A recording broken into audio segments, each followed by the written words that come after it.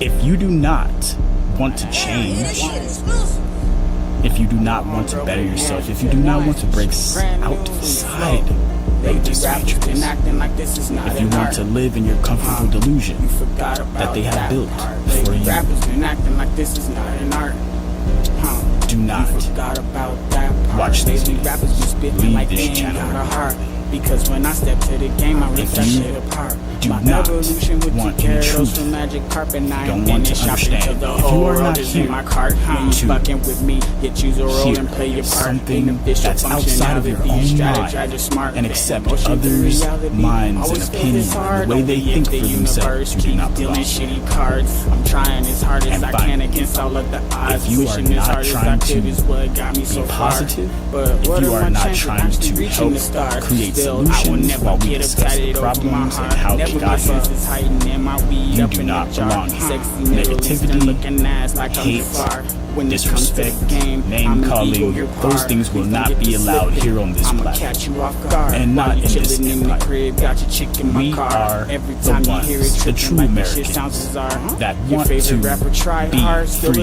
and stand as we have always stood. My lines burn like blunts getting smoked in the dark. Hella cooking shit up if your ass wanna spar. Barbecue your beef up like the seats in my car. Cool yourself off refrigerator jar. Baby rappers been acting like this is not an art. You forgot about that part. Lazy rappers been acting like this is not an art. You guys are appreciated. The world does not go around without you. I just want you guys to be aware of that. You are appreciated. All right? There is not enough love going around in the world, and that is our job to make sure we wake each other up, give each other that pat on the back so we can keep going. All right? All we got is us. And if we don't stick together, the world will fall apart. All right, guys. So, title of today's episode. Yeah, I started doing titles and stuff. I'm trying to get this, a little more interactive with you guys. So check this out. Americans have nowhere to go. There's nowhere else to go. All we have is America. None of the other countries like us until they came here, right? In the World Cup. And I got some clips of this shit. They have to go back to where they from, and they're just like, no, we don't want to go. Yeah, I know, right? America's that shit. We've been telling y'all. We really got it like that. All right? To all you people from overseas, y'all really don't know what it's like in America. We really be on our business. We be on our shit out here. We stand 10 toes down. So if we backhand Iran right now, we told them to shut the fuck up and take the deal, didn't we? Didn't we? All right? So, we're not wrong here. We're trying to be peaceful, all right? We came together. We even sponsored the United Nations so everybody could all the countries could have a chance. Y'all left us hanging. Now we're dealing with a world terrorist all by ourselves. Y'all don't want to have our back, but we still supposed to fuck with y'all. Look, hold on, my nigga. I don't think y'all really heard. Hold on. I don't think y'all really heard what y'all asking for. Y'all asking for everything with nothing in return. For nothing in return. Like, okay, world. It's getting a little disrespectful. First of all, we not your bitch. All right? So, you owe us. There's that. Okay? And if y'all can't handle this Iran situation right now, this minute without us, you owe us. Nigga, that's the truth. You can't get away from it. All right, look, anybody that says, oh, you're Islamophobe, bitch, get the fuck out this country and go to Islam. And then if you say no, you don't want to do this, shut the fuck up. All right, do you even appreciate America? Click the button. All right, you get to do whatever you want. You get to run your mouth the way you run your mouth. If you was in another country, your ass would be shut the fuck up. And that's the bottom line. At least you get to talk shit here. So talk shit to your echo chamber and keep that shit the fucking house, because trying to spread that ideology around is degrading the integrity of our establishment, which is our culture, which is we get to choose what we do without you interrupting. So get the fuck on, okay? That's really what it is. There's no like in between here. And this whole World Cup, you know, all these people, the foreigners that came over here, they thought we was gonna be all hateful. Nigga, we love y'all accents, bro. Y'all so cool. We love like the traditionalism and how ancient y'all cultures are and stuff. And like our culture feels kind of baby. So we're like the cutting edge, right? Because we have to make it up as we go. But you guys actually have a set way of doing things, a set establishment, and it's kind of cool how you guys have remnants of kingdoms and shit. You know, Knights Templar, all this fucking these fucking, you know, those damn cathedrals. My apologies, because I keep thinking Catholic.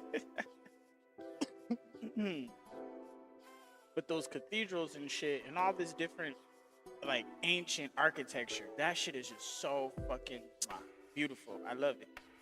Beautiful, beautiful. Bravo, bravo. But here in America, we do have some of these ancient sites and shit, but we're not allowed to study them. We're not allowed to study the ancient history of America, because if we find out some shit about America, the government feels like, oh, we're gonna try to overthrow them or something. I think the government needs to stop worrying so much, because they work for us. They're supposed to do what the fuck we say anyway. And hold on, as Americans, we have a different culture. Okay, we established what our culture is when we made the Constitution. Okay, we can amend it, sure, whatever. But those amendments have to go along with the rest of it, and it shouldn't take away any freedoms that were granted. Okay, here's the thing: if we need to clarify a few things, all right, that's fine. You have the right to say whatever the fuck you want. All right. Now there's a certain thing as a threat. When you threaten somebody, you can get smacked for that shit. Okay, if the government doesn't smack you, the person you threatening is allowed to smack you for threatening. Because a threat is like assault. But it's like verbal assault. It's like if you like spit in somebody's direction but you didn't hit them. Yeah, it's like that. It's disrespectful as fuck, right? You know what I'm saying? Like, bruh, like you almost got to fight over that shit. Okay, like that's where we're at. All right, when we get that far. So we have to take a second. We have to remember where we are, what's our setting, if there's any cameras looking, and then bing, bing, bing. Like what?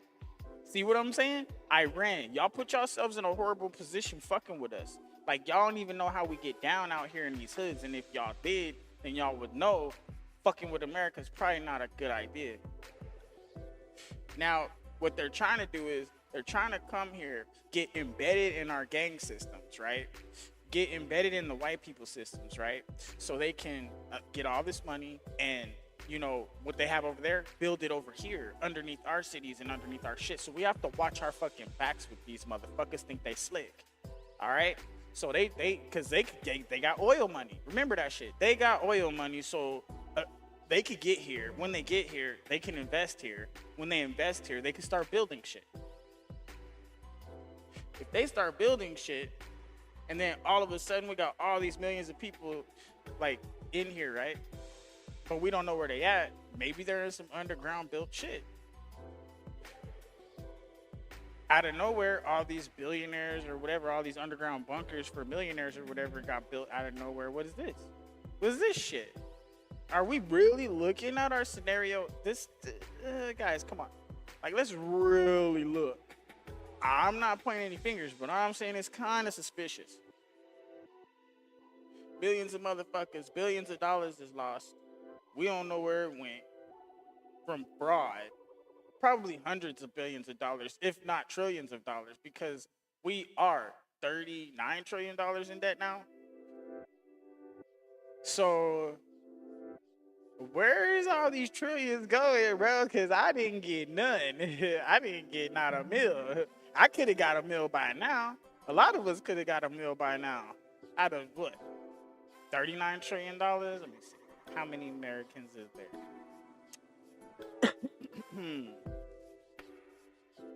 All right. We'll pull up this little thing right here. How many Americans, right? In the United States. how many citizens?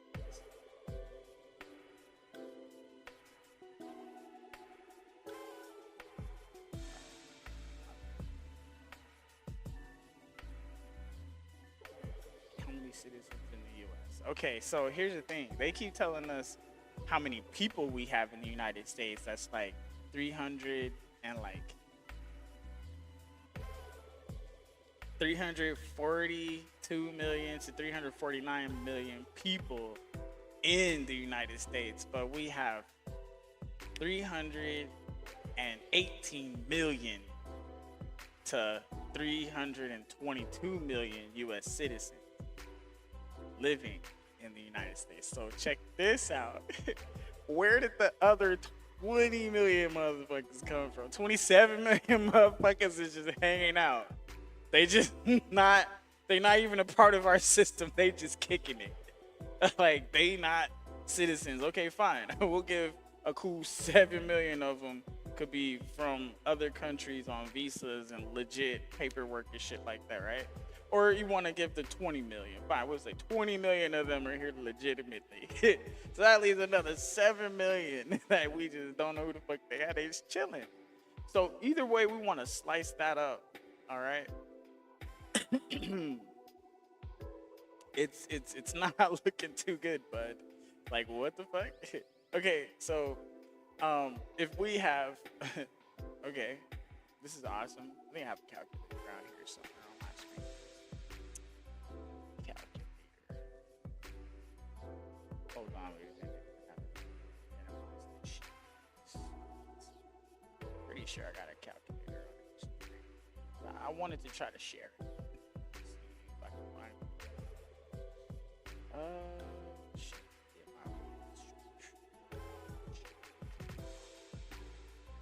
There, yeah. We will end this.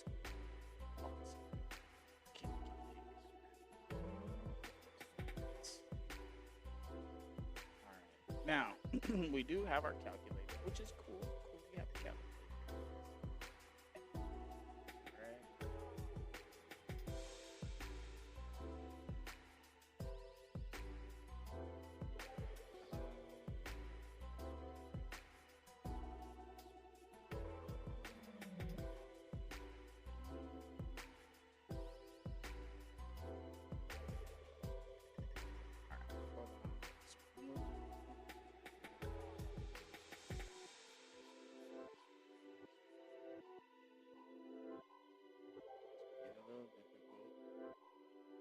All right, whatever. That's not what I'm looking for. That's the wrong one. Damn. All right, let me.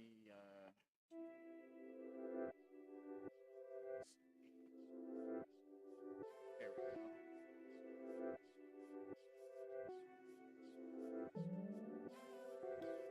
There it is. All right, got it. So we got the calculator, and we're gonna go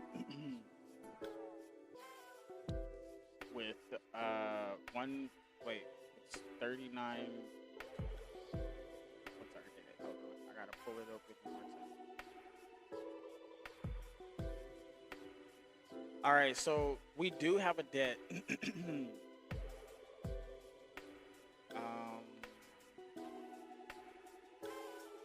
What is US debt current?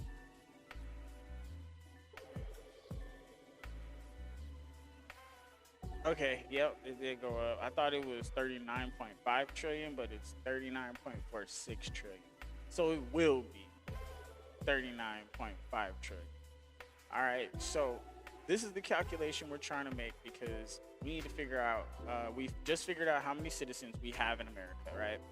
Which is citizens that are domestic. And the number is between 318 million to 322 million.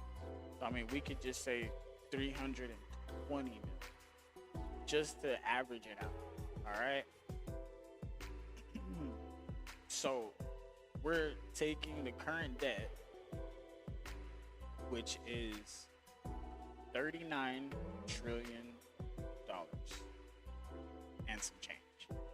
So 3, 9,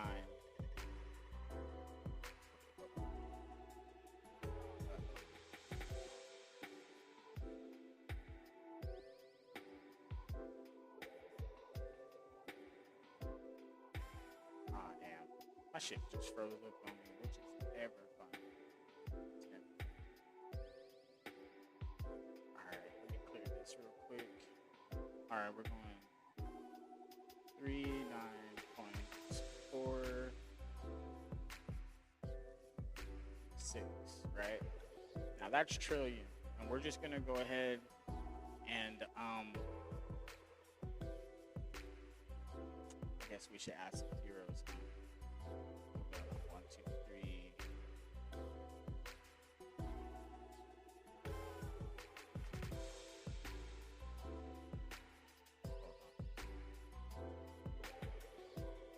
Like this.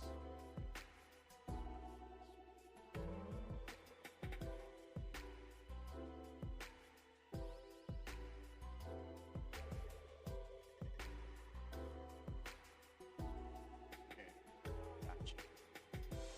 There we go. All right, so we got it in our calculator. Let's see if I can share the calculator real quick.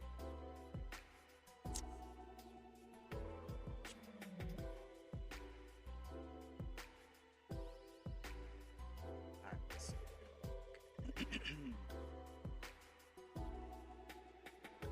All right, so this is the calculator right here. This is what I'm looking at. So this is thousand, 100,000, 100 million, 100 billion, trillion. Okay? So this is the math we're actually doing here. All right. Now, we're going to go ahead and divide this. 3, 2, 0. 1, 2, 3, 1, 2. Okay? That is how many citizens average we have in America. All right, it's between 318 and 322, which is 320. All right, give it that.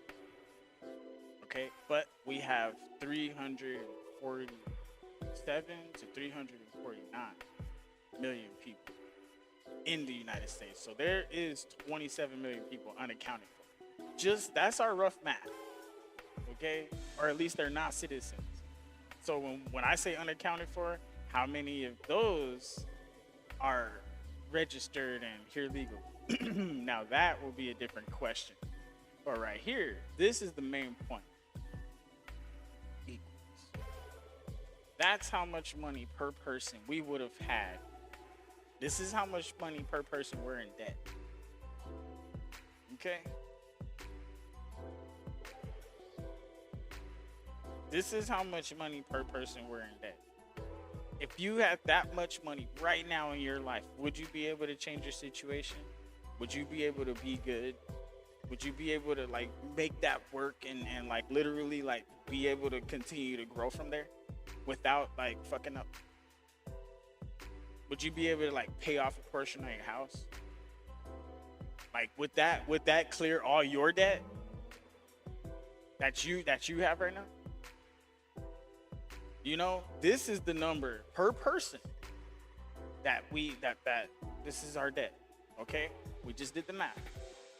39.46 trillion. Okay? And we have American citizens. Okay? Not people that are from other countries that are coming here, just American citizens that live here.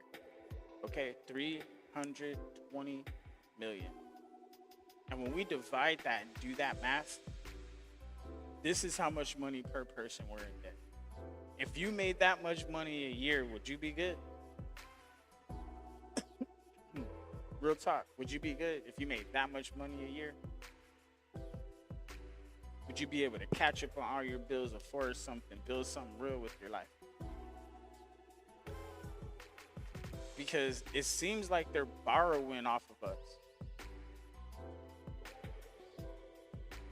And the reason why we can't borrow from the bank under our shit is because somebody else is borrowing under our shit, and that's the government. Why is the bank so tight on my pocket? You know? And then we're paying taxes. How much of this do we pay in our taxes a year? That's what we have to actually start thinking about now. Because if each individual person, per person, we owe that much money, the American citizen.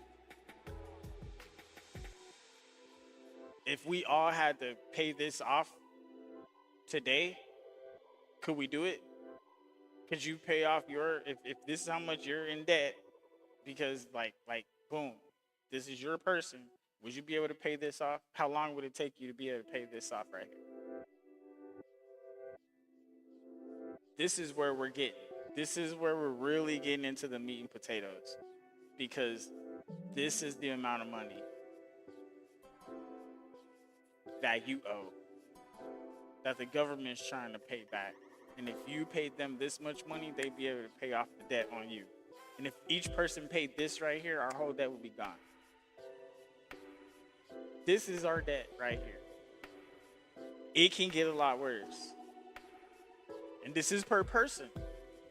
So if you're making $400,000 a year and they're taxing you this much, you paid your portion. Great. Awesome. But see, if we can't borrow, and if we can't have a decent wage, how can we make any money to try to even pay off this debt? So now it's up to the companies that we make work. They have to work for us. How are we going to be able to pay off this debt if you don't even make that much in a year? Not even close.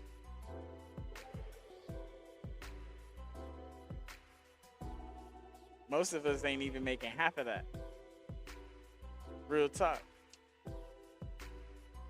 A year. Yeah. That's 123, not 112. Oh, yeah. Half of that? Do you know what half of that is? That's almost 75.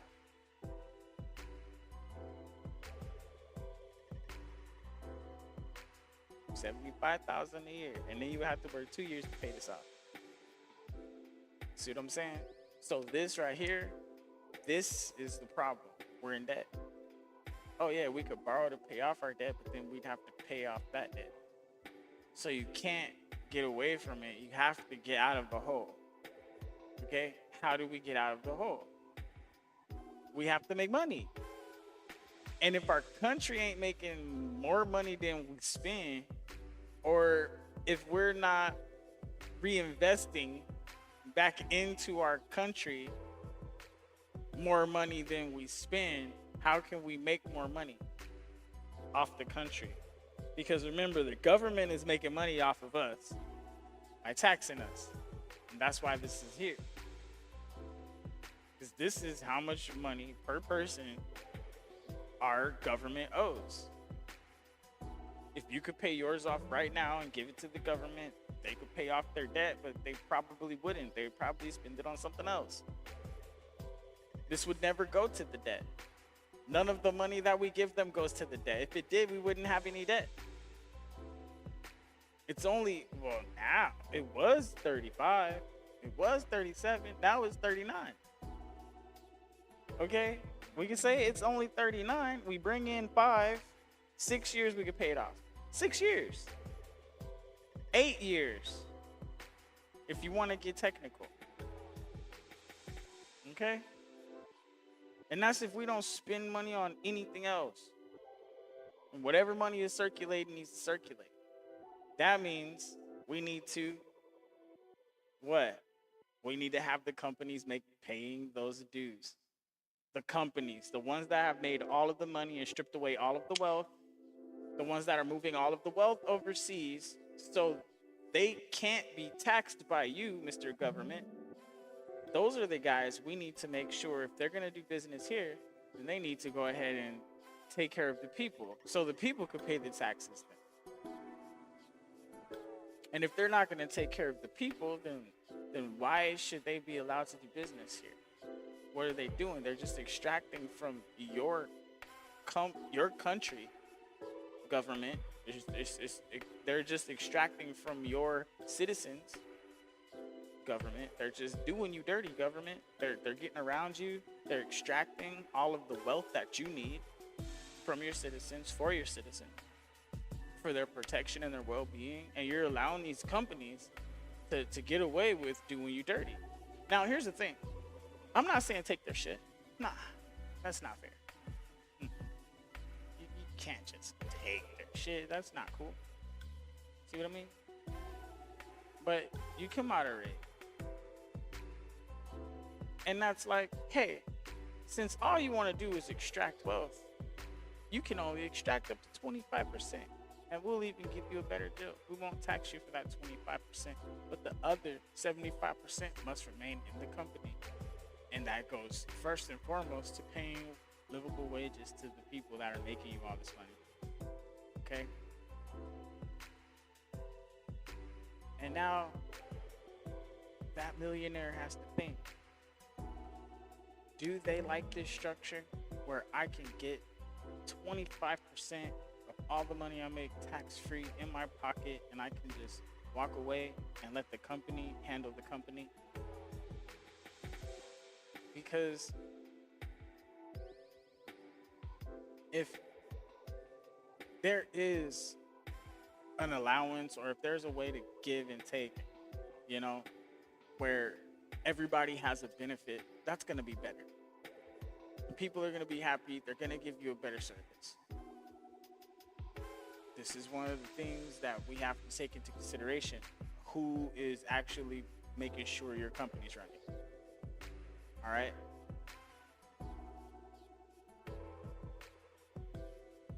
Now we're getting into where it's like, okay, is this really money? Is this really doable? Is there any way we can get the people to be able to have more freedom and more flexibility? Because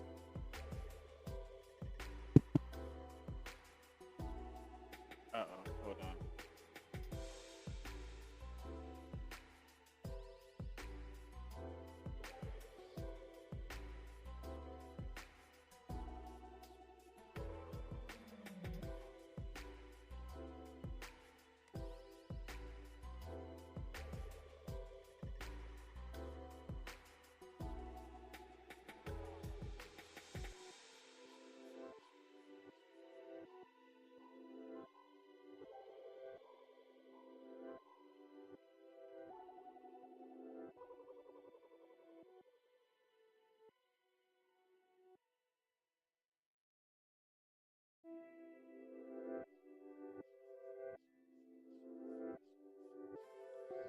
All right, hold on. I'm trying to see if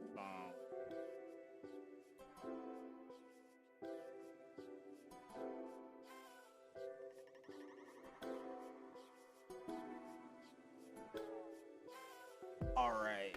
Is that better? Hold on. Damn. I'm trying to make sure my sound is good.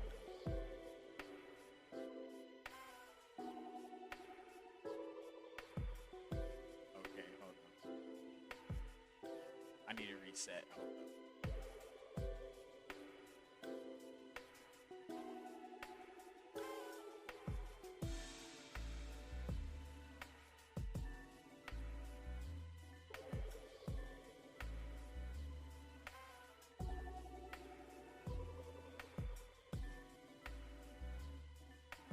All right.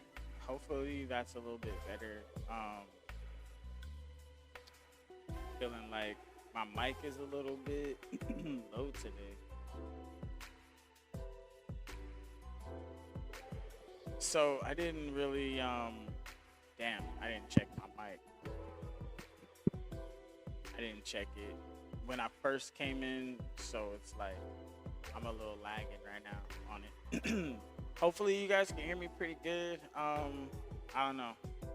Doesn't seem like it's registering as well as usual, but we'll go ahead and complete the rest of this. I'm gonna actually bust out some of this information here.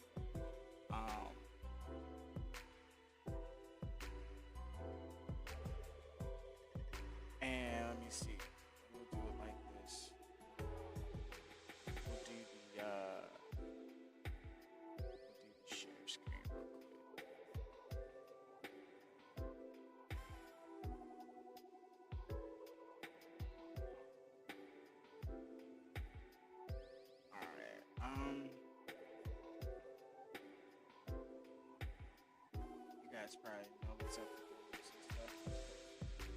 I was just gonna double check what's up for this.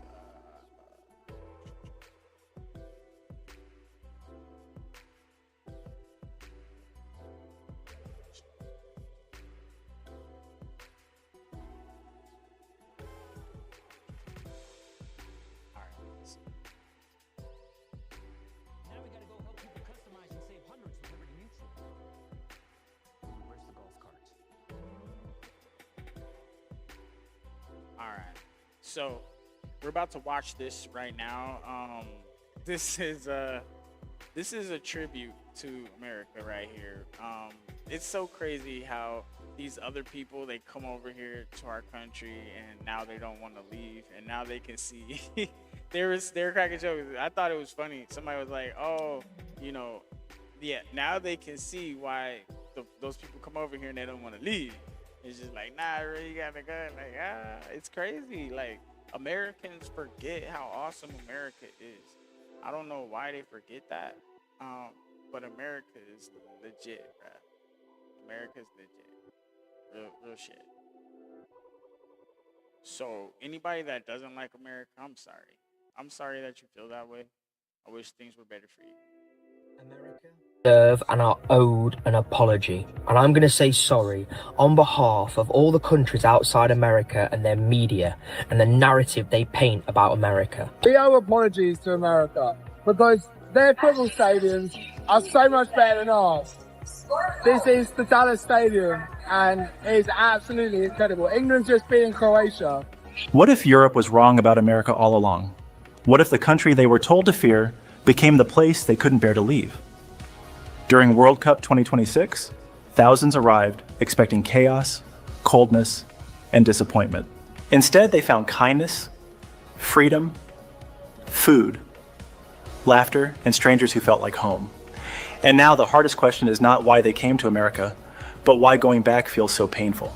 America feels unreal. For many Europeans arriving in America during the 2026 World Cup, the first surprise was not the stadium, the skyline, or even the size of the soda cup sitting in front of them like it had its own zip code. The real surprise was the feeling that the country they had been warned about did not match the country standing right in front of them.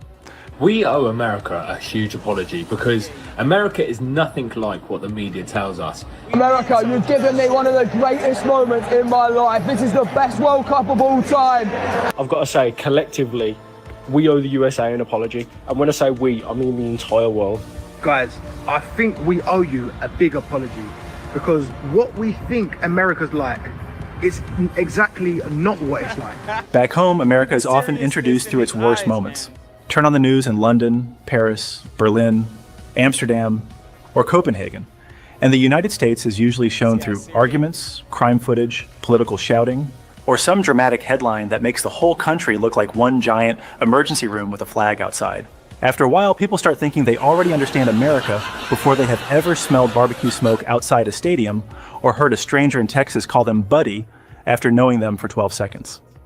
Then they actually arrive. Suddenly, Boston does not feel like a cold headline. It feels like a city full of people asking where you are from, which team you support, and whether you have eaten yet. Dallas does not feel like a distant stereotype. It feels like open roads, big skies, and someone insisting you cannot leave town without trying proper brisket. Atlanta feels warm in more ways than one. Miami feels like the whole world has learned how to dance on the same sidewalk.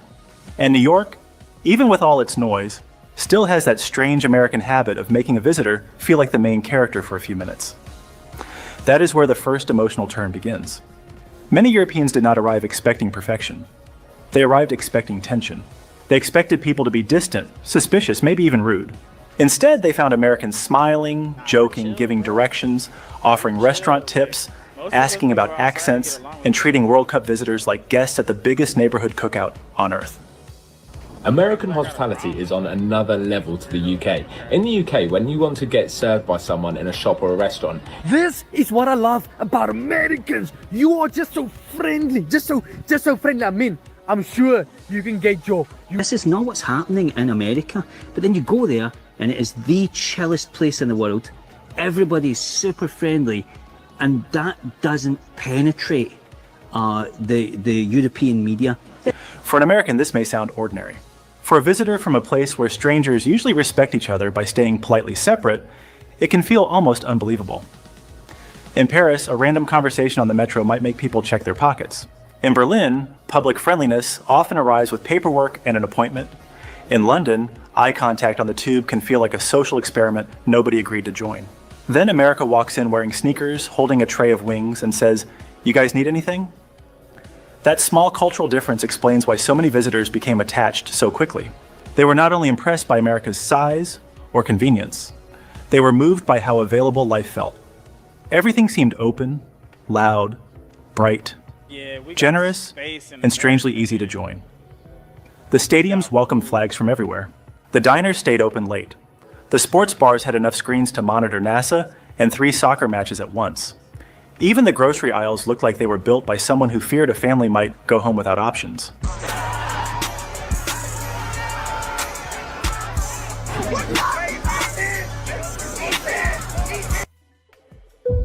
I am the center of the universe. Wow, they hit us with one of these commercials. It's crazy words, bro.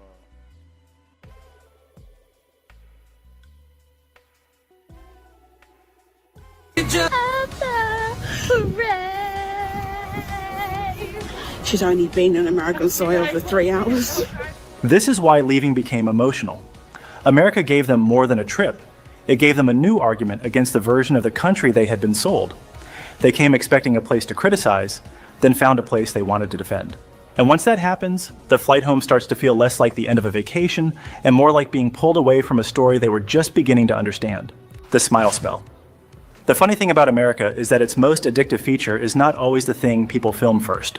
Visitors will point their cameras at the skyscrapers, the stadiums, the endless snack aisles, the trucks that look like they were raised on protein powder, and the soda cups large enough to require a seatbelt. Yet the part that follows them home is often much smaller. It is the way an American stranger talks to them like they have already met. What's one word to describe the U.S.? Fun. I love America. Let's go! So I unfortunately just had to walk through Times Square. And that place is full of Italian and French tourists dressed like complete caricatures. I'm having one of those God bless America moments, and let me tell you why. I just got back from a month in London. A month. Today I got back and I'm at Erewhon and had a whole 10-minute conversation with this girl while we were waiting for our smoothies in a different country that they could never. That sounds simple until you compare it with daily life in many European cities. In London, people can stand shoulder to shoulder on the tube and still behave like every passenger has signed a silent treaty of invisibility. In Paris, public life has beauty, style, and sharp wit, but strangers do not usually hand out warmth like free samples at Costco. In Vienna or Copenhagen, the streets can feel clean, calm, and beautifully organized. Yet that calm sometimes comes with a social distance so polished you could serve dessert on it. Then a European fan lands in America during the World Cup, wearing a jersey from Scotland, Germany, England, Croatia, or the Netherlands, and suddenly his shirt becomes a passport into conversation. A man in a gas station wants to know the score. A woman in line recommends the best wings in town. A bartender asks about his accent, and then gives him 3 places to visit before he leaves. Nobody has written an official welcome ceremony, but somehow the whole country behaves like a front porch with 50 states attached. This is where the media version of America begins to fall apart. Television can show conflict very well because conflict has sharp edges and travels fast. Kindness moves differently. It does not scream from a headline. It shows up as a ride back to the hotel, a stranger buying the next round, a local saying, "You cannot leave without trying this place," with the seriousness of a football coach protecting a 4th quarter lead. That kind of moment rarely becomes international news, but it becomes the story visitors repeat when they get home. The reason it feels so new is that American friendliness is not only politeness, it is a form of social invitation. It says, you can join this moment even if you arrived 5 minutes ago. That is powerful for travelers who are used to earning access slowly. In many places, belonging is built through history, family, school, neighborhood, and time. In America, the first door often opens faster. It may not lead to lifelong friendship, but it gives people a taste of immediate welcome, and that taste is strangely hard to forget. There is also a patriotic charm in how openly Americans love sharing their own corner of the country. A Texan does not merely suggest barbecue, he speaks about brisket like it is state infrastructure. Someone from Florida will defend a beach with the loyalty of a Secret Service agent. A Boston local might complain about traffic for 20 minutes and then proudly explain why his city is the greatest place on earth.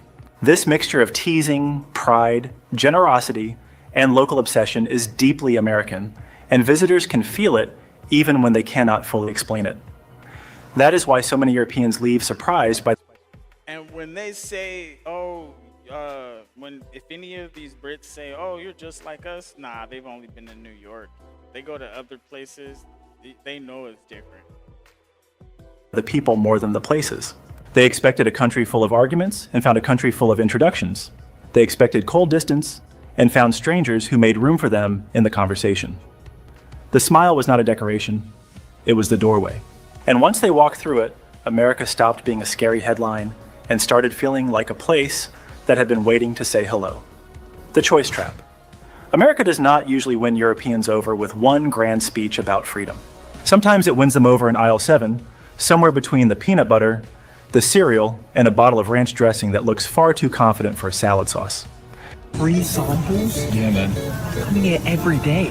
This place is huge. America, why oh why have you got so many cereal choices? It's unreal. That is the strange genius of American everyday life. The country takes ordinary errands and gives them a little theme park energy. A grocery run is not only a grocery run, it is a treasure hunt with air conditioning. A gas station is not only a place to buy fuel, it can become a small republic of coffee, breakfast tacos, beef jerky, clean restrooms. Tile Survive has to be one of the most. Alright, hold on, guys. We will take a small commercial break. That was rude of them, isn't it? Fountain drinks, and one cashier who calls everybody fun. As for a European visitor raised on compact shops and carefully limited choices, that kind of abundance can feel like walking into a sitcom written by a hungry engineer. In London, a Tesco Express may save your evening, but it rarely makes you question your identity. In Paris, the neighborhood bakery can be elegant enough to make a croissant feel like a national ceremony, but you will not usually find 40 flavors of popcorn next to a freezer full of family-sized lasagna. In Berlin, the Späti has its own charm, especially at midnight, but it does not look at you and say, what if dinner, breakfast, snacks, medicine, fishing bait, and a patriotic t-shirt all lived under one roof? America asks that question with a straight face, and somehow the answer is yes. This is where Europeans begin to understand that American convenience is not only laziness, as some critics like to frame it, it is a cultural promise. It says life is busy, families are tired, travelers are lost, workers are hungry, and nobody should have to solve every small problem the hard way. A free refill is not a constitutional amendment, but after 2 hours in the Atlanta heat, it can feel like Thomas Jefferson personally walked over with a soda machine. A diner serving breakfast at midnight may sound excessive, until a jet-lagged fan from Manchester realizes pancakes do not care what time zone his body is in. The addictive part is not simply having more stuff. More stuff alone becomes noise. What makes America so charming is that the options often come with permission. You can customize the burger, mix the sauces, refill the cup, take leftovers home, buy snacks in a size that suggests optimism, and nobody acts like you have insulted the chef's ancestors. In many older food cultures, tradition decides the correct way. In America, the customer is often handed the steering wheel and trusted not to drive the quesadilla into a lake. That freedom can look funny from the outside, but it also feels generous. It tells visitors that comfort is allowed, appetite is allowed, curiosity is allowed. You can try buffalo wings in Boston, brisket in Dallas, Cuban sandwiches in Miami, Korean tacos in Los Angeles, and gas station donuts somewhere in the middle of nowhere. Then still have someone insist you have not even started properly. This is why the food clips are more than comedy. They reveal a national personality. America feeds people like it is trying to win them back from a bad mood. The portions may be wild, the flavors may be loud, and the sauce situation may require its own diplomatic office. But underneath it all is a country saying, come on, sit down, try this, there's plenty. For visitors who were told America was cold, selfish, or empty, that message feels almost shocking. They expected excess and found welcome hiding inside it. They expected consumer culture and discovered a strange form of generosity with shopping carts. By the time they packed their suitcases with ranch, peanut butter, hot sauce, candy, and emotional confusion, they are no longer laughing at American abundance from a distance. They are wondering how soon they can come back for one more aisle, one more refill, and one more bite of the country that somehow made too much feel just right. Big wins hearts. The funniest mistake Europeans make before visiting America is thinking they already understand what big means. They know the United States is large on a map, they know Texas is not a quick afternoon stroll, and they know Americans enjoy building things with the confidence of a dad who just discovered Home Depot. Still, none of that prepares them for the first time they stand beside a pickup truck, walk into a stadium, or realize a short drive can mean crossing a distance that would take you from Brussels to another country before lunch. That scale is not just a visual shock, it changes the mood of the trip. In much of Europe, daily life is beautifully compressed. Amsterdam teaches people to move through narrow streets, canals, bikes, and small apartments with elegant precision. Rome makes history feel close enough to touch, but it also reminds you that ancient streets were not designed with rental SUVs in mind. Barcelona has its rhythm, cafes, balconies, and walkable charm, but the city gives you its magic in dense layers. America gives you magic with elbow room. That difference matters more than people realize. When European visitors arrive for the World Cup, they are not only seeing larger buildings or wider roads, they are feeling a lifestyle built around space, motion, and possibility. A stadium in the United States does not whisper tradition into your ear. It throws open the gates, lights up the sky, and invites 80,000 people to become one giant living scoreboard. A sports bar does not merely show a match, it creates a command center where wings, beer, flags, and 10 different games somehow negotiate peace under one roof. There is something deeply American about that kind of scale. It is ambitious without asking permission first. It can be loud, a little ridiculous, and occasionally as subtle as a marching band inside a Walmart, but that is part of the charm. Visitors may laugh at first, then they begin to understand why Americans love it. Big places create big gatherings. Big roads make road trips feel possible. Big portions turn meals into stories. Big skies make a sunset feel like the country is showing off for free, which honestly sounds exactly like something America would do. The addictive part is not simply that everything is oversized. Oversized alone can become exhausting. What makes it work is that the scale often comes with access.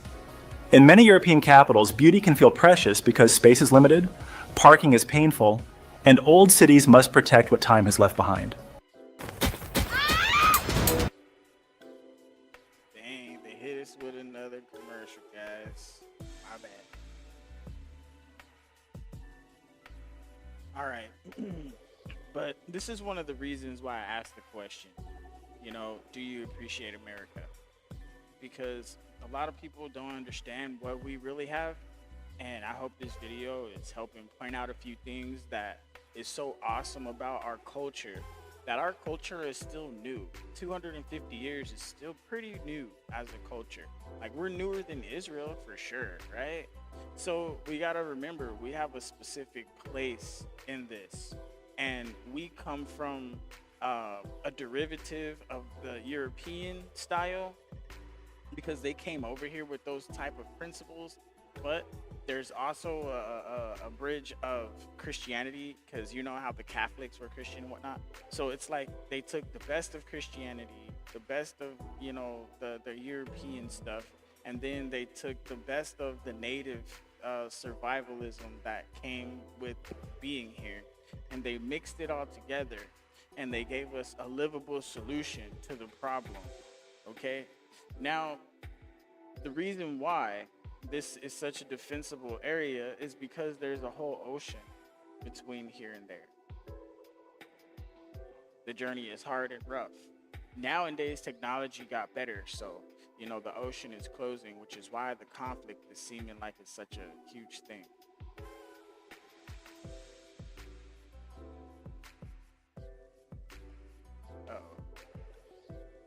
Hold on.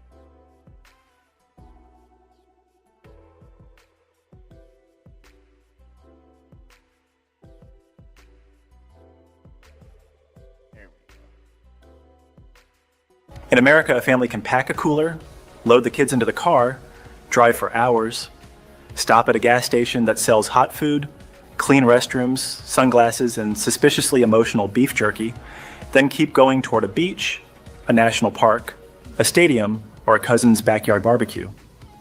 That freedom of movement leaves a mark on visitors. They start to feel that the country is not only a place, but a road opening in front of them.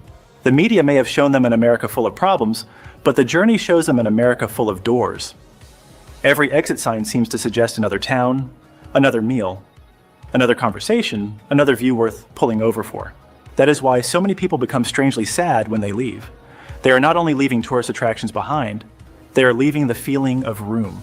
Room to drive, room to gather, room to eat, room to talk, room to dream a little louder than they normally would. And for people who came from places where life often feels carefully measured, that American spaciousness can feel like a luxury they did not know they needed. Everybody gets invited. There is a reason World Cup visitors kept saying America felt different once they stopped being spectators and started being pulled into the country. A match ticket can get someone inside a stadium, but an American invitation can get them inside the actual culture. That is the part many Europeans did not expect, because the media had trained them to imagine America as divided into locked rooms, angry tribes, and people too suspicious to trust one another. Then they arrived and discovered a country that loves dragging guests into the fun. A visitor in Munich may enjoy a beautifully organized beer hall, but the experience usually follows a rhythm that already existed long before he arrived. In Madrid, football culture is passionate and intense, yet local life can still feel like something you observe carefully before you're allowed to step closer. In Milan, style has rules, dinner has timing, and nobody is asking a random tourist to join the family table after one conversation near the parking lot. America, on the other hand, has a habit of treating the line between stranger and guest like a screen door in July. It opens fast, makes a little noise, and somehow everybody ends up near the grill. That is what made the World Cup experience so powerful. Europeans came to support their own teams, but Americans kept turning the space around the game into a shared party. A kilt was not only a piece of Scottish clothing, it became a conversation starter in Boston. A German jersey was not only a team shirt, it became a reason for someone in Houston to ask about the match, the road trip, and whether the visitor had eaten enough. A foreign accent did not make people back away. It made them lean in with curiosity, the way Americans approach a mysterious casserole at a church potluck. The deeper point is that American hospitality often comes with action, not just pleasant manners. It is not only have a nice trip, it is follow me, I know a better place. It is my. And you know what's crazy about this is the fact that he's absolutely right. When we have a customer service based like culture where we have to be overly polite. We have to, and this is what we're doing all day. When we get off work, it's like autopilot at that point. And we're just being nice because for the sake of being nice. Because like it's just one of those things, it just comes out. It's just there. And then it's just, I don't know, if you practice doing good things and manners and stuff like that, which is why training is so important, safety, all these things like that. Because if you actually practice those things and you do it, it just becomes second nature. It's not like you have to think about it. So this is one of our American gifts that we, hidden talent. My cousin lives near there. It is, you need to try this sauce before you leave. It is, come back for Thanksgiving if you are still around. Some of these invitations may sound casual, but visitors can feel the warmth behind them. Even when the plan never happens, the offer itself changes the way a country feels. That is why the experience becomes addictive. America does not simply show itself to visitors. It lets visitors borrow a piece of belonging for a few days.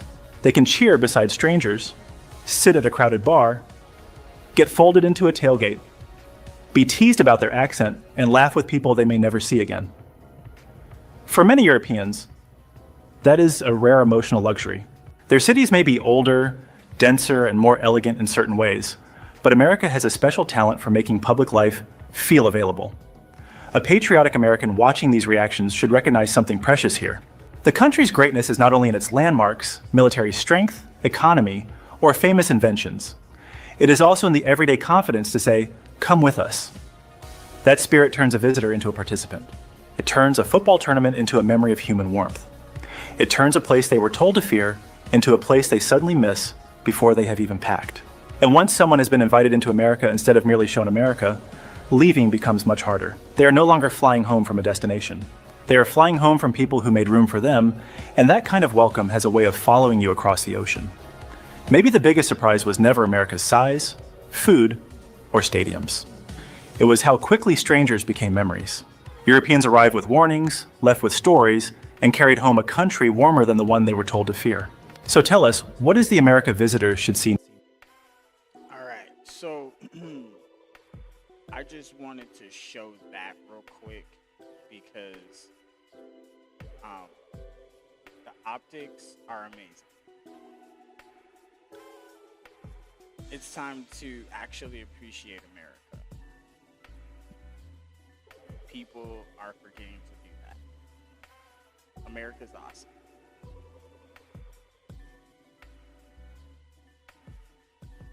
Okay?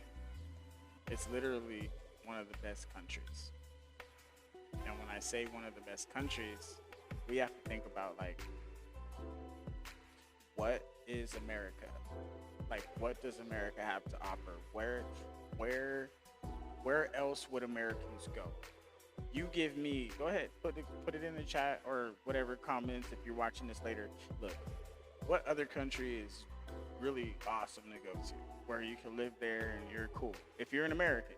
Because remember what I'm used to over here in America, like I can have my gun and I can be chilling.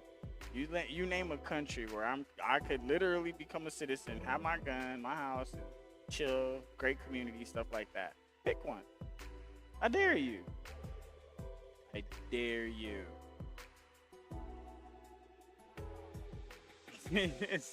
I can't find one, so Canada's okay, but I mean, you can have hunting rifles or whatever, but that's it. Like, you can't have like handguns and shit like that unless you're like paramilitary or, you know, some kind of cop, or I don't know. You gotta have some kind of credentials for sure. But you know, certain places in America, you could just be the right age and go get a gun. It is what it is. You can just got your shit. You ain't no felon. You ain't crazy. All right, here you go. Welcome to America. It's awesome. Now, here's the thing. If you're not an American citizen, you can't pass a background check. And if you're like some kind of like weirdo or you're mentally ill, like trans people or you know, Muslims, well, the Baptists, right? This is where I have to draw the line, because I don't think they should have guns, because they're probably going to try to hurt themselves or somebody else.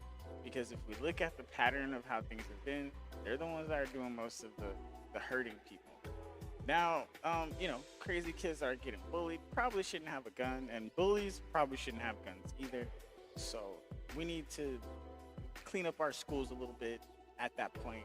It's like, okay, in school, we shouldn't have to have security, but there should be like a system where, yeah, we're documenting how these kids are behaving, putting it on books and on records, and giving it to the government so these kids can be put on watch lists and shit so they can't get access to firearms. And based off of how your ass be acting out in school, you could be documented when you turn 18. They already know who the fuck you are. Like, we could actually do better. But I mean, it's just like, what? Okay, who's really gonna actually do the shit? I mean, who's gonna come up with the idea? I mean, I could come up with the idea, but who's actually gonna listen, right? I could do all kinds of shit, but who's actually gonna listen? I could be on all kinds of teams. We already have a think tank. This is the live version of the think tank, where we're actually live thinking about solutions and whatnot. We're talking about some of the problems. Of course, we have to understand what the problems are, but when people are debating about which problem is the real problem, or your problem's wrong, but this is right. No. Look, they're both problems. Boom, boom, fix them. Now what? See what I'm saying? No, but what? You just want to be right? You just want to make a point? I get it. Fine, sure, whatever. That's on you, though. Me, my point is, haha, I fixed it. And you know, girls will get to women now, because it's very important, because dudes be acting like females, okay? And females be acting like dudes. Might feel offensive, but it's the truth. Okay, Miss Boss Babe, go get her. You're acting like a nigga, because he's supposed to be, you know, boss man, go get it, right? And these complaining or debating, you know, the conversations, right? Where they're not gonna get anything solved, they just want to be heard and somebody has to be right. That's what girls do. Because when they really talk to you and you're their man, right? They're not coming to you to solve a problem. They're coming to you to complain about something that has absolutely nothing to do with you. Because if it's about you, she's just gonna ask you if you can do it. And like, look, here's the thing. Don't say you'll do it in a minute. Just fucking get that shit out the way if you really give a fuck. Okay? If you really give a fuck, just get that shit out the way. When I say this, it's not that you just have to hop and jump to it. If it is a legitimate ask, something that is not necessarily hard, okay? Then if it's something that you just have to get used to over time, something that you have to remember, every time she says it, try to crack a joke so you can remember. Try to associate some kind of bullshit so you can remember, so that way. Oh yeah, no, every time you do it, point it out. That's another thing. Then she'll stop asking you to do shit. Because every time she tells you to do shit, you point it out. Hey baby, blah blah blah. Hey baby, blah blah blah. Hey baby, blah blah blah. Just point that shit out. She'll get sick. She gets sick of telling you to do shit. She's tired of hearing you. I heard you. I know you do it all the time. No. I gotta let you know that I'm doing it because you complained about it. Now I don't want you to complain about it no more. So I'm gonna let you know that I did it every time from now on. And anytime you hit me up about some shit, I'm gonna make sure it gets done. If you can't do it, I'm gonna do it and I'm gonna let you know I did it. And after a while, she don't want to hear your shit. She'll start to take over and do that shit. Okay? But then you'll check it every now and then. Oh, I see you did. Yeah, I'm gonna do it from now on so you don't have to fucking mention it no more. She'll get sick of that shit, bro. Real shit. Like, this is the thing. You have to give them what they ask for. I'm talking about really fucking give it to them. Like, give it to them so much that they're sick of it and they never ask you to do shit again. Because you already know what the fuck to do. And she already knows what the fuck to do. Now, if she's gonna complain about something, make sure you do it every time. And make sure you let her know you did it. Every time. Until it bothers her so much. Because you'll never forget. Because you're gonna be looking for a chance to do that shit. You're gonna make opportunities. And this is how you can get her to leave you alone about shit. Because she'll want you to leave her alone about shit. Okay? This is how you reverse nag. Yes, this is a technique I discovered. It shuts them the fuck up. And it lets them know that they actually have to deal with you according to you. Or you will deal with them according to them. Ooh, it's not a power move. It's more like, hey, this is the way things should be done. Well, if you're a man and you understand how things are supposed to be done, which is what you should have been learning this whole time, you idiot, right? Get your shit together, bro. See, it's not up to me to make it happen for you. It's not really my job to tell you how it works, but I don't want to leave you dangling like my dick in the wind, okay? Now, I need to make sure you have the tools so that way you go out into the world, you do better. And then the other guys see you doing better. They start to get that feeling inside them like, you know what? I'm gonna do better. Now all the men are doing better. Now the women have to do better. The only way women are gonna do better is if they're seeing men do better. All right, fellas. So here's the thing. We have to turn up the fire. See, we're a team, okay? And if we're not gonna work together to handle our shit, remember, it's only 40% of us versus 60% bitches. Yes, I said that. That is 50% women and 10% gay niggas. Okay, gay niggas move like females move. All right, there's a lot of them be undercover. More of them than you think. There's only 40% of us regular, straight, chilling, just trying to have a regular life. We don't have to be nothing crazy special, but having a couple million would be nice, right? So if we could make it in a way where we chilling and You know, we could leave something behind for our kids so they could figure it out along the way. You know, even generational wealth. If you want to go that far, awesome, fuck it. But we have to band together as the 40%. Because, not looking good, G. If these bitches vote in some Sharia law, we're fucked. Well, they're fucked, actually. As men, like, it's not the fact that we have to, like, denounce Jesus or anything. It's just that, like, you gotta claim to be Muslim. Or you gotta give them a tax or some other shit. Okay? So, I don't know. Think about it, start a new category, like a Christian Muslim or a Muslim Christian or a Christian. I'm just playing. But no, seriously. If it really does come down to this as being a holy war and whatnot, and you know they killed that Lindsey Graham guy like on some low key shit, it wouldn't be too hard. They're all over the place. All right, he was the one that was like, "Yo, this is a problem, religious warfare," right? Uh-oh, my bad, guys.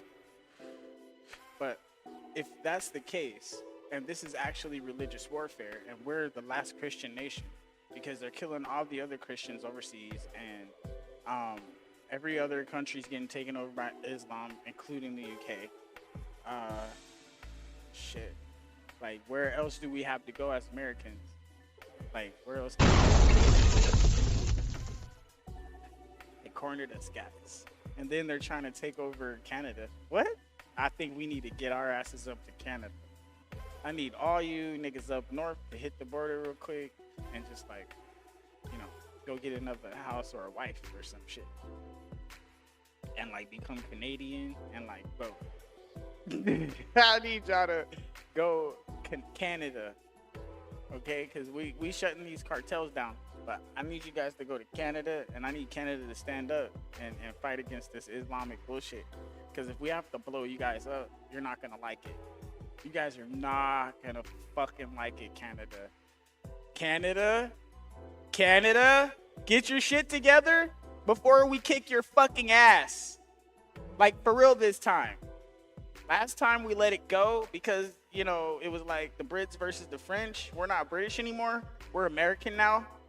We're gonna kick your fucking ass. Canada, get your fucking shit together.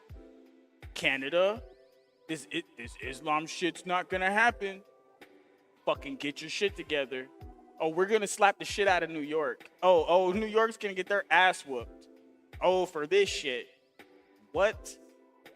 Yeah, oh, man, bruh. New York finna get their ass whooped for this one. All right? But we already went over our debt per person. Okay? It's $123,312.50. Okay? That's how much you owe on your ass, I owe on my ass, and everybody else owe on their ass. Now, that equals $39.46 trillion that we're in debt. And we will be flat even if each of us just paid that right there. And guess what? I bet you none of that money would go to the debt. If we wanted to pay it off in full right now, none of that money would go to the fucking debt. I guarantee it. That money would completely never touch shit to do with some fucking debt. And we'll be 60-some million dollars in debt. And that will fucking suck. And because we can't trust the motherfuckers in office. And this is the thing that's really fucking us up. It's the people that have been in office that have really been fucking us up. It hasn't been like us as the people, because we've been going to work and giving them taxes. Hey, we've been giving them more taxes than ever. Did you guys know that? We've been taking care of this government real fucking good, haven't we? I think it's our turn. I really do think it's our turn. Soon enough, things are gonna change. But we have to make some movement. See, America, we're gonna put forth the best deal ever. Yeah, I might have to lead this one. Okay, this is where we're gonna start saying, okay, fine. Oh, me. Oh, I'm gonna go for office. Sure, I'll go for office. I'm gonna run. Not yet. I want to see what fucking happens right quick, cause this shit gonna be good, my G. Look. Is it Rubio versus Vance, or is it Rubio and Vance, and they just switchies? Right? And that right there. That's 16 years of Vance Rubio. Right? If they just switchies, one's going for president this year, other one's going for president next year, and they'll just vice each other out and just switch. I would vote for that. I would vote for that. For the next 8 years, that would probably be the first time I ever vote. I have never voted for none of this shit. I was just about every time it was time to vote, I was looking at the candidates. I was all excited. I was like, okay, who's finna pop my voter's cherry? Nope, nobody. But if it's Vance Rubio, I'll vote for that. Why? Because they already got skin in the game. They already been here. They already know how this shit go by now. And they could just, it's not the Trump legacy. This is the recipe, because we've been cooking something up here. And it's like, we have to think about our team. Okay? Our team is the United States. It's our team versus their team. First, they kick us out the World Cup, but they're not finna kick us out the world, because we're the world champions running undefeated for like, I don't know how many times, right? And these wars that we went to, we could have done a lot more. We could have just nuked all that shit, and there wouldn't have been no fucking trees to play in. All through Vietnam, we could have lit all that shit on fire with napalm bombs and all kinds of shit, and just shitted on all of that, and just came through with bulldozers. We could have been fucking vicious.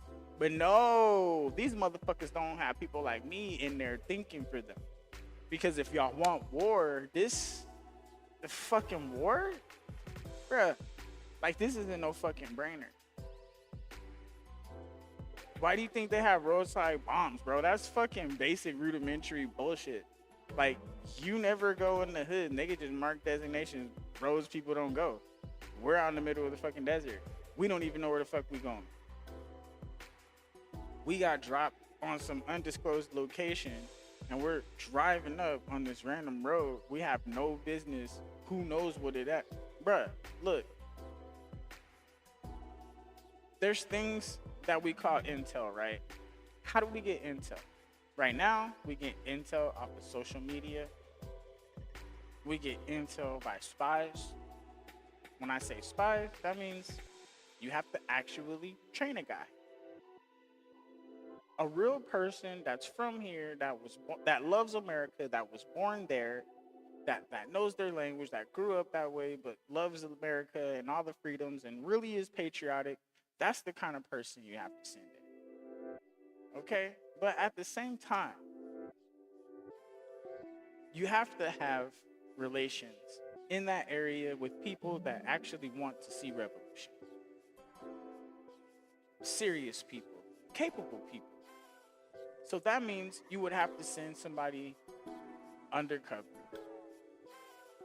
You would have to send somebody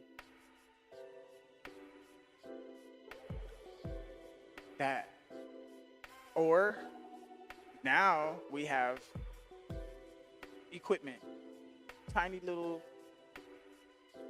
flying things. Now you could do all that kind of shit. So there's a bunch of different ways for them to actually get that going now. This is where we want to actually produce. Without it, it's like, okay, fine. How can we say that anybody at all knows what's going on behind the closed doors if we don't have a way of seeing inside?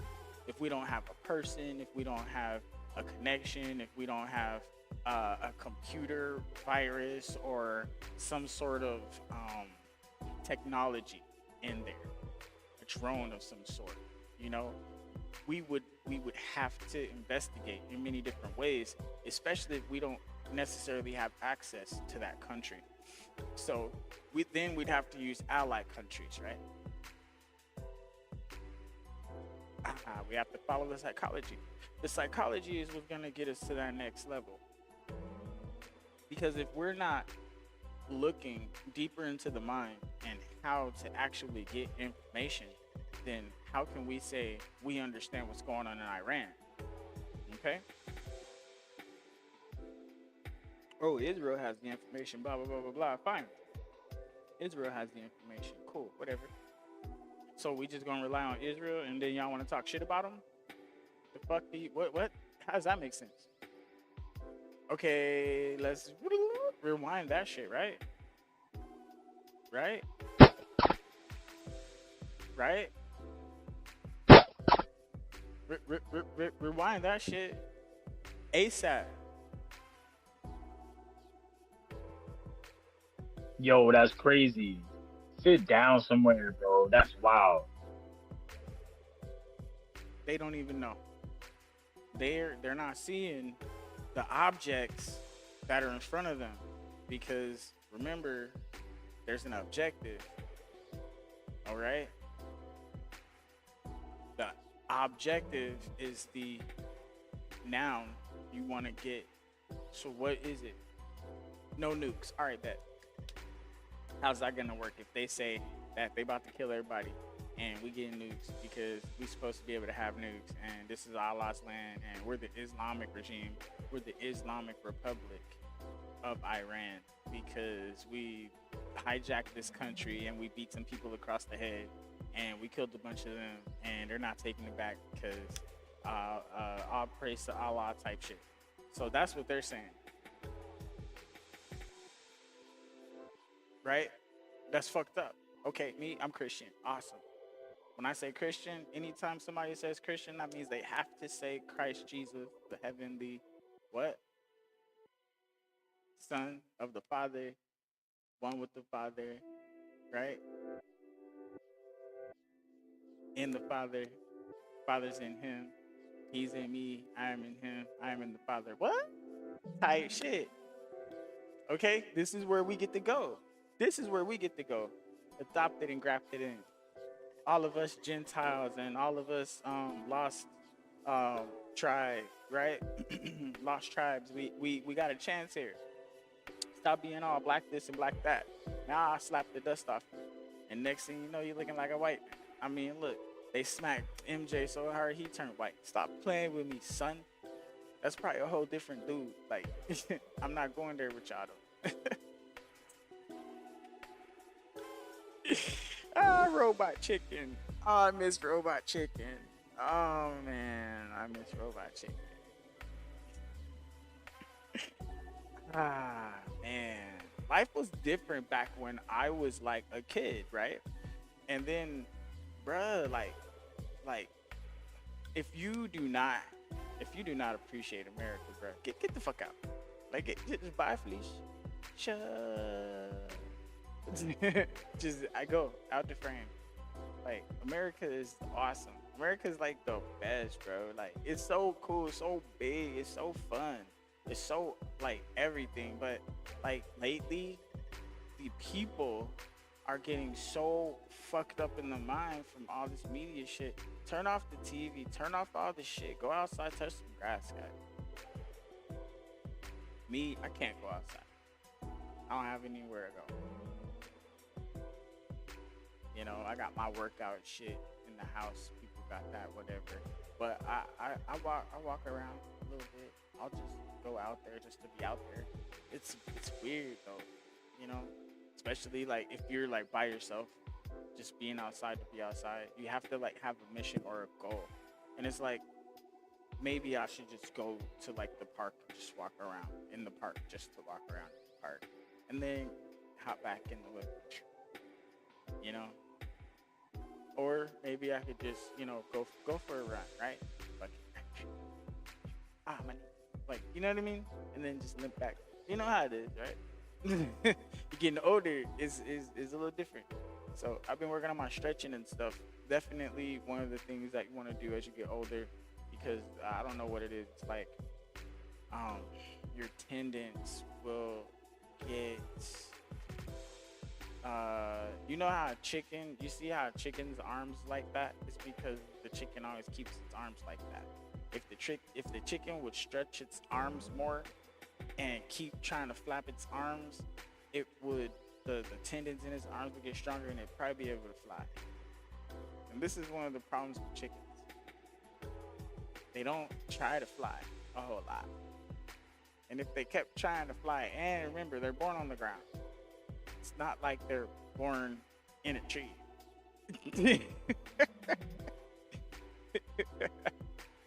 You feel me?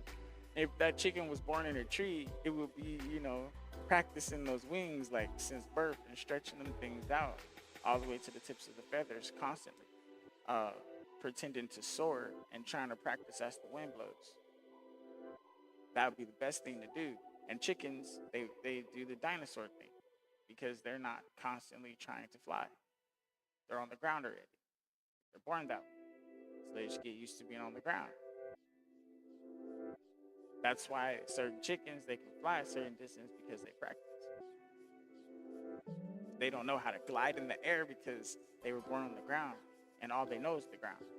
It's not like they're trying to climb up a tree, or it's not like there's a stoop or a rock that they just run up, practice jumping off of, and try to figure out how to fly. They're not really doing that. Okay, chickens are just trying to eat and survive. You feel me? And they're trying to avoid threats. They're not training to deal with life in a different way. They weren't born in a certain position. And this is when we start getting into the laws of nature, right? Because in the laws of nature, only the strong survive. And then you're born on a certain level of the food chain, like a hierarchy. So, and then there's a similarity to our human culture. This is one of the keys that helps us understand the deeper issues that we have as people. How can we believe each other if we don't believe ourselves? Half the bullshit we think we wouldn't do. Like, for real. Half the bullshit that crosses your head, like, we're trying to shake those thoughts out because that's not even right. It's not even cool. You know, and on a moral level. You know what I mean? So, like, we're constantly battling against these frequencies that are trying to pass in, that are trying to see, the frequency is trying to get you to attune to it. Because remember, all experiences want to be experienced. That's why these moments are created. That's why these choices are given to those specific individuals. Because there is something greater that is a mass consciousness that is vicariously living through us. And that's one cool thing that we can take away from life, that when you actually go to sleep, you actually start to connect with all the other people that are asleep. So there, boom, there's a place where we all hang out outside of this. And I know you guys seen it, and I know you guys have been there, and I'll see you there type shit, because that's one of the things. Cool, awesome. 20 minutes sounds great. That sounds great, because I gotta go get that pizza. All right, sweet. Yeah, everything's working out just as planned. Gave just enough content for you guys to have some little seeds and shit to grow. All right, so we're gonna go ahead and get to the gritty. Are you guys ready for this? Take a deep breath, okay? In the nose. Out the mouth. Okay, now, the reason why we took that deep breath is because we want to clear everything that was previous, because this is a new thought here. This new thought has us in a place of grandeur. This place is abundance. You have so much and so much abundance that you have given yourself the ability to fly above the clouds because of how much you have. That you don't even need the stuff down here anymore. You can just go up and just be. Okay? And now that you can just be up, and you're just being. You're just up here in this space, like the space behind you. You're just up there. Now that you're up here, what is it that you really want? You've already conquered the world. Everybody knows your name. You already have enough money to buy everything. Now what? I need you to think about that for a second. Now what? What you gonna do?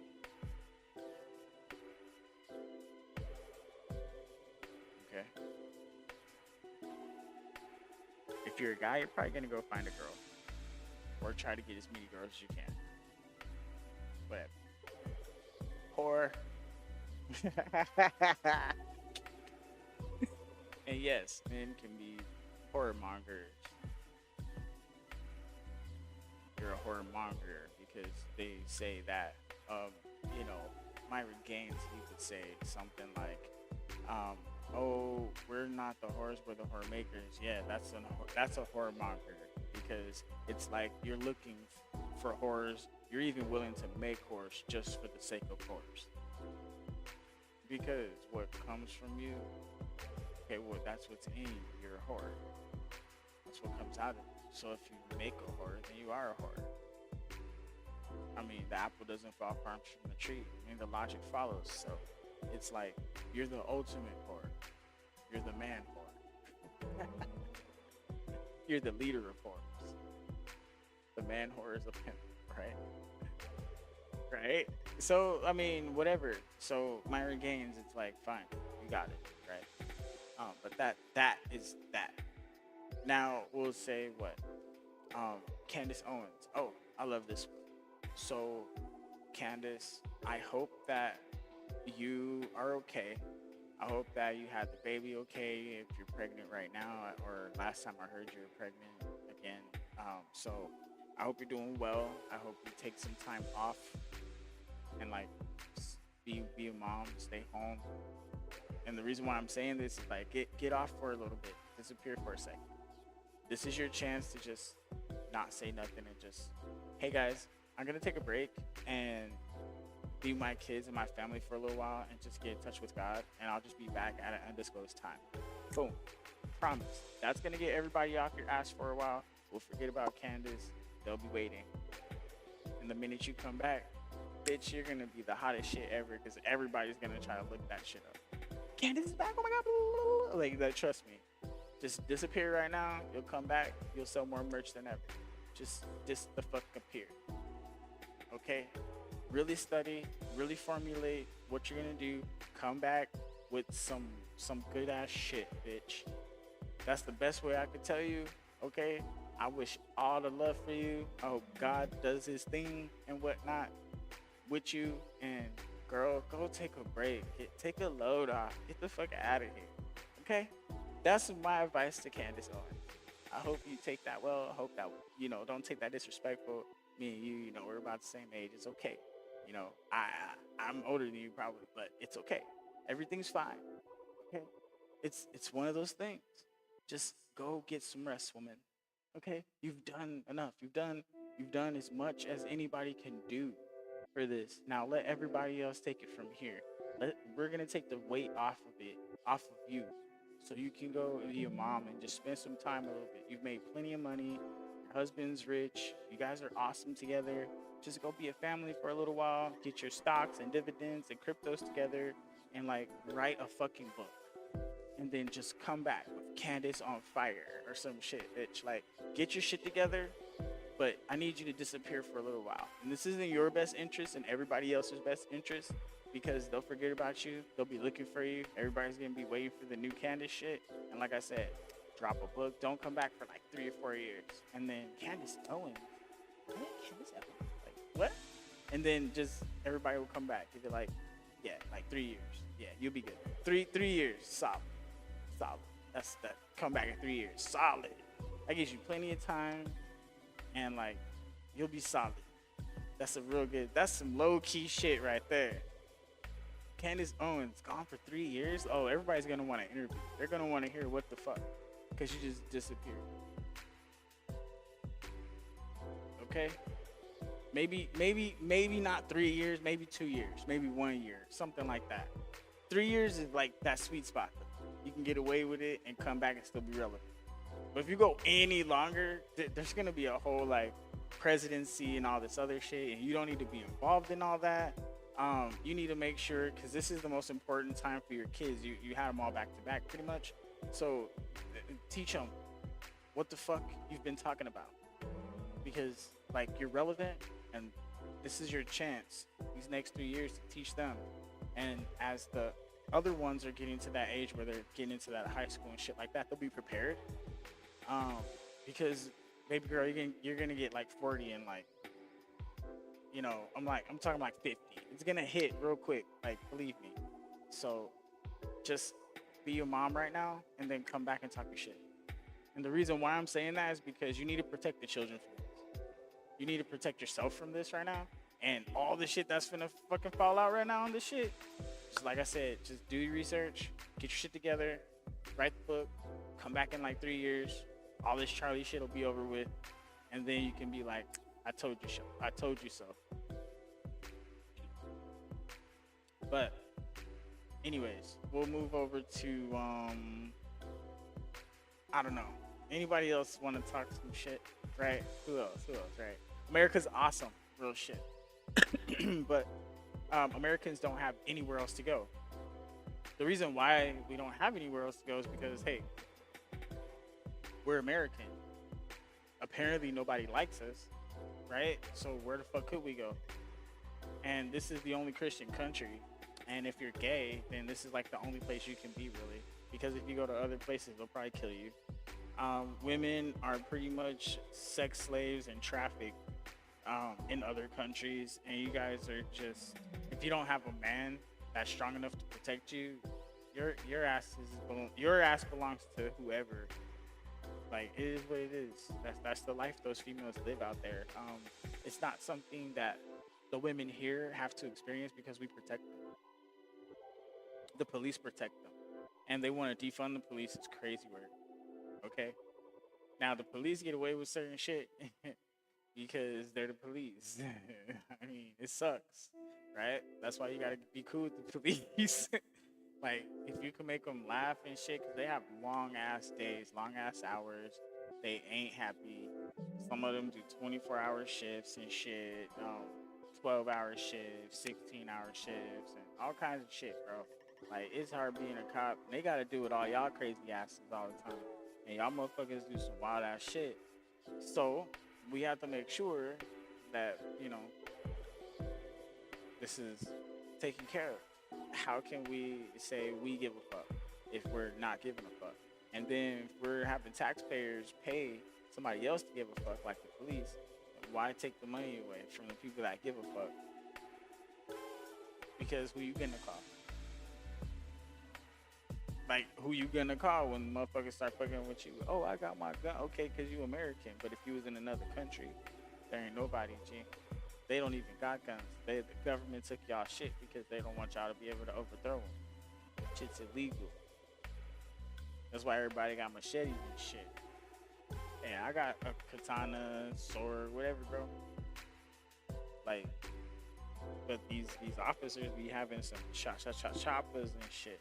You feel me? So we have to take that into consideration. We have to be like, all right, bet. Let me do the right thing. So we're usually, in America, we're usually following the laws. Most of us are following the laws most of the time. That's the truth. And when people come here, they realize that shit. That's why that video earlier was so, it was just so opening of the mind. Because a lot of people just don't understand what they have.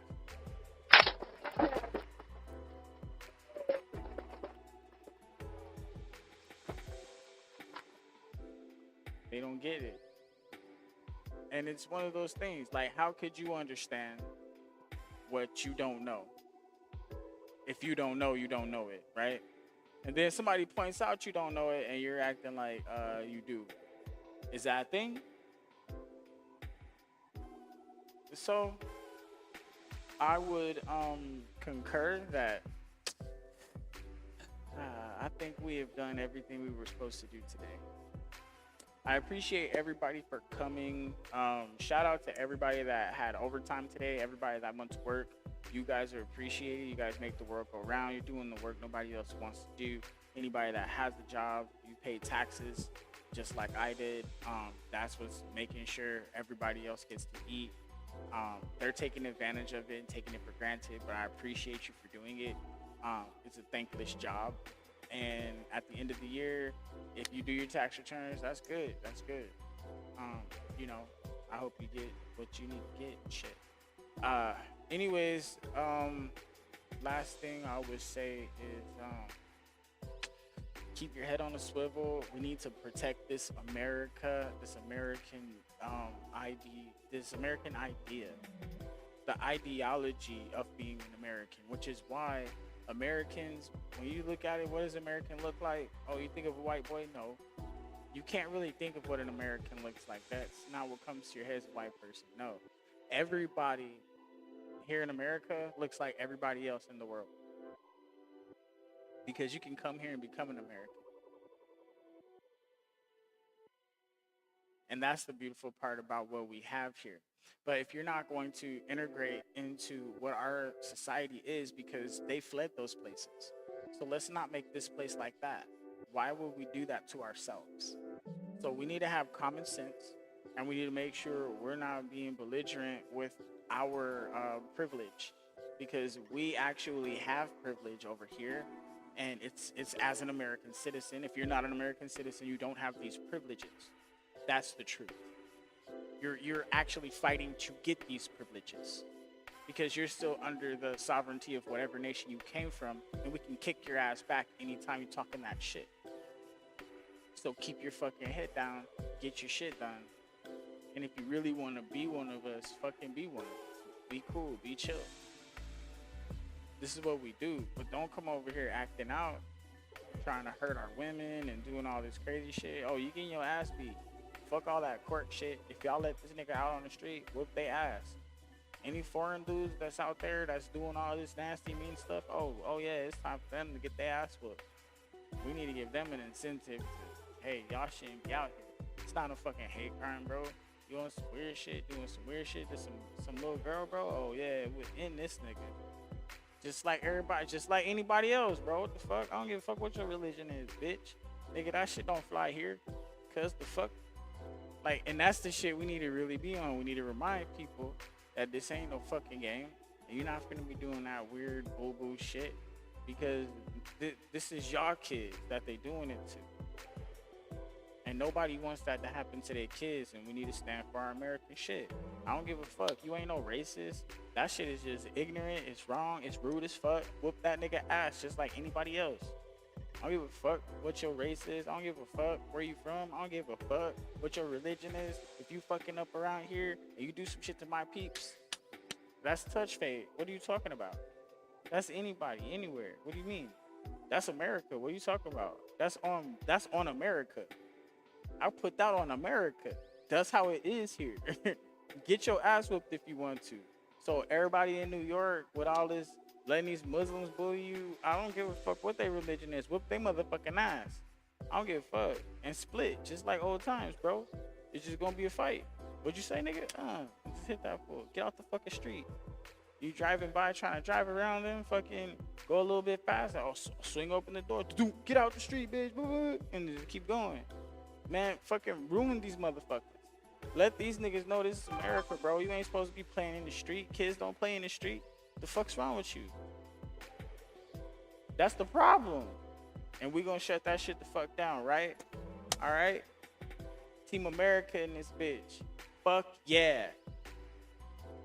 Man. It's time for me to shut the fuck up. Get ready.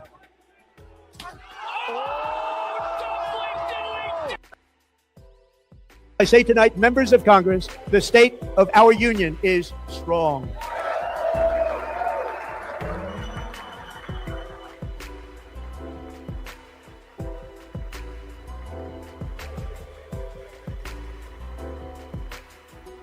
Our country is winning again. In fact, we're winning so much that we really don't know what to do about it. People are asking me, please, please, please, Mr. President, we're winning too much. We can't take it anymore. We're not used to winning in our country. Until you came along, we're just always losing, but now we're winning too much.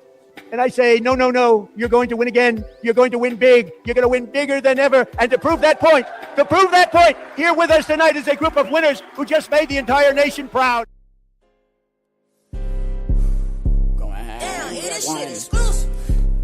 My little homegirl put me on. She said, this shit brand new, free flow. Lady rappers been acting like this is not an art. Huh? You forgot about that part. Lately rappers been acting like this is not an art. Huh?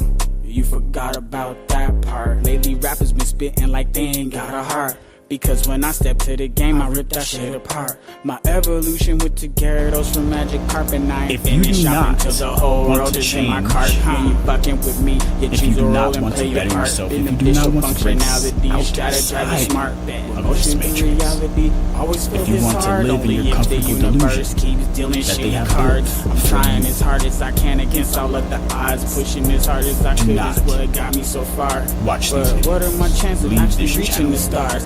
I will never get up tatted over my heart. Never myself is hiding in my weed up in the jar.